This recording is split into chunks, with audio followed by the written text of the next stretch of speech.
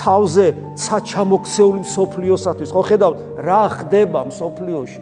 ისეთი პროცესები მიდის. ზოგი ამბობს ხოლმე, რომ კი ეგეთი გარყვნილება, ეგეთი უბედურება, ესე კაცია თუ ქალია თუ ბავშვების უკიდურესი გარყვნილებით აღზრდა და ასე შემდეგ ეს ყველაფერი რაც ხდება, ადრეს იყო ამბობენ.